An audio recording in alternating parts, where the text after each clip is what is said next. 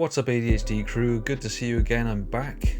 And today's topic is going to be about motivation. And I think this is a really important topic because motivation massively affects our lives in a negative way more often than not. To be honest, I've struggled myself with motivation this year quite a lot, and just to try and make this video has been hard for me to motivate myself to do it because I've had to try and work my life around this as well as balance these videos out, so it's quite hard to juggle it all, but I am trying.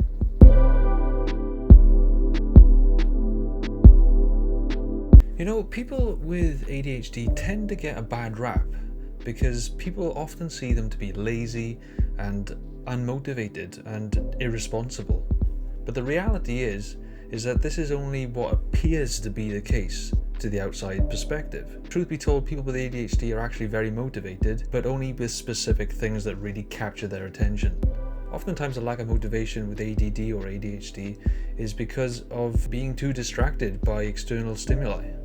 It could be anything in the environment or going on in our heads internally that deter us from focusing on one thing. And it's kind of like how a child reacts when they neglect a toy and the parent takes a toy away and the child gets upset. They want the toy back, when in reality at the time they weren't interested in it. The problem is trying to push yourself to do something that you're not into or you're not feeling is exceptionally difficult, and it's emotionally draining and taxing, which often leads to feeling like you want to avoid these tasks in the first place because they seem like such hard work to do when you don't want to do it. And this is especially true with ADHD. It's a lot harder because even if you want to do it and you know you have to do it, if you're not interested in it, you have no control. It's pretty much involuntary selective attention. Another factor of poor motivation in ADHD is a person might feel incompetent. They might feel like they're incapable of doing something. They feel like, oh, I can't do that. I can't possibly read this book. I've got ADHD. I know my attention span won't allow me to do it. Or there's no way I can do that job. I know my ADHD makes me a mess, and I know people hate me for it and they won't trust me in the workplace, so I won't even bother. This kind of negative self-talk is going to just turn into a self-fulfilling prophecy, and it stops you from succeeding in the first place. And sure, ADHD can definitely hinder your ability to perform tasks to the best performance in comparison to other people perhaps, but if you constantly discredit your efforts and never appreciate the efforts that you put in, you're just going to keep that cycle of poor motivation going. You don't want that. There's also a side condition that is quite commonly reported to come with ADD and ADHD, something that's called sluggish cognitive tempo. It's kind of related to the delayed uptake of information or a slow information processing aspect of the executive function within the prefrontal cortex. With ADHD, because there's so much going on and it's harder for the information to get from one place to the other quickly and in a straightforward fashion, there's a bit of a delay, so that's why this phenomenon tends to exist. So the motivation problem comes down to a dysregulated ability to prioritize external stimuli alongside internal thoughts, which seem to get in the way of staying engaged in any given activity going on. I've been listening to an audiobook called The Inventive Mind by Richard Wadsworth, and this guy actually says that neurotypical brains operate in a replicative way, whereby their brains allow them to carry out tasks in a controlled, straightforward fashion, which leads to the feeling of fulfillment and accomplishment, thus more motivation. But with people with ADHD, he classifies them as more inventive minds. So this basically means that the ADHD mind is much more oriented towards discovery, novelty, and creating. So it's the sense of discovery and solving things, not knowing the answers. That's what gets people with ADHD to become motivated, because replicating things and having a lot of detail seems hellishly boring to somebody with an inattentive mind. Now, depending on what the matter is that we're dealing with, we'll get a sense of involvement, we'll get a sense of urgency, and whether this sense of urgency is good or bad, that is a driving factor of motivation. This is often why people with ADHD are late, is because they have no sense of urgency. It doesn't stir up something within them to think, oh, I need to do this now before it's too late. They just don't really experience that feeling, and I know that I don't feel it much, which is often why I leave things to the last minute. It's a classic sign. So this is why you'll see yourself constantly hopping from one task to the other, or your attention will go from one thing to the other, because there's a sort of circulation of novelty presenting itself to you and fading away. With each new thing that you come across, you unconsciously select the most interesting thing to you in that moment.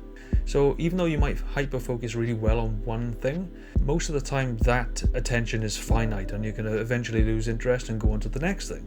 It's just the way it is with ADHD. So the key is to find ways to trigger emotional compel. Alright, you want to be compelled to do something. I figured this out for myself after a lot of experience, a lot of struggle, and it does work. What I figured out was that you can't really sit around and wait for motivation to come to you. You can't just wait there hoping to feel motivated magically out of nowhere. It doesn't happen like that.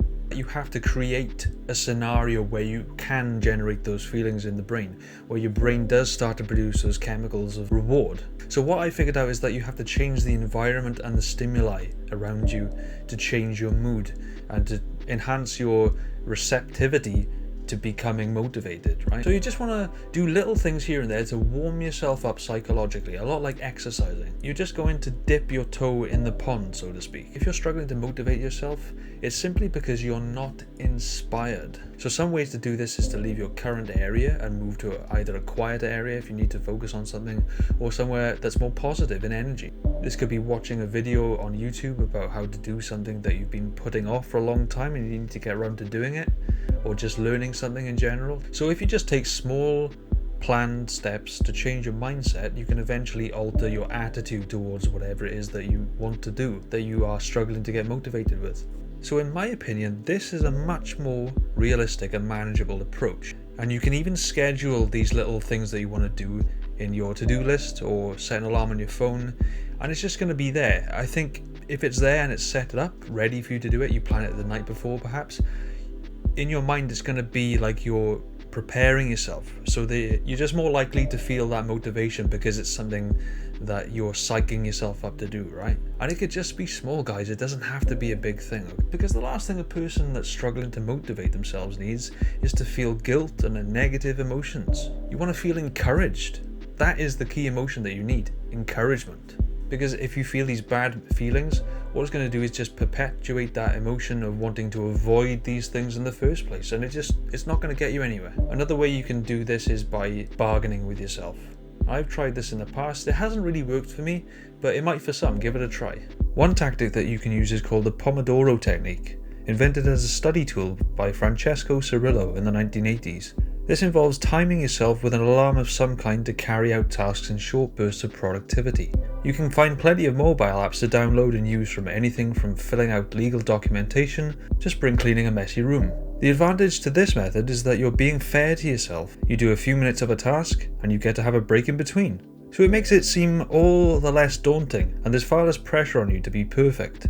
So maybe you could say to yourself, if I do this task now, I can treat myself to a chocolate bar or a meal out, whatever it may be. It's a very simple and quite an obvious tip, but maybe actually try incorporating it regularly. But what I find more effective is encouraging myself by using my imagination. Just imagining myself as a successful guy who's being super productive, imagining myself, in a suit, making money, confident and all that. What I mean is just imagining a better version of yourself and holding yourself to that standard. And I also do the flip side of this as well. I often use negative feelings to my advantage. I use feelings like fear and sadness to drive me to do something, right? Because let's face it, people are naturally inclined to do anything they can to avoid pain, right? So use that pain to your advantage. Imagine how sad you'd feel if you failed at something because you didn't try.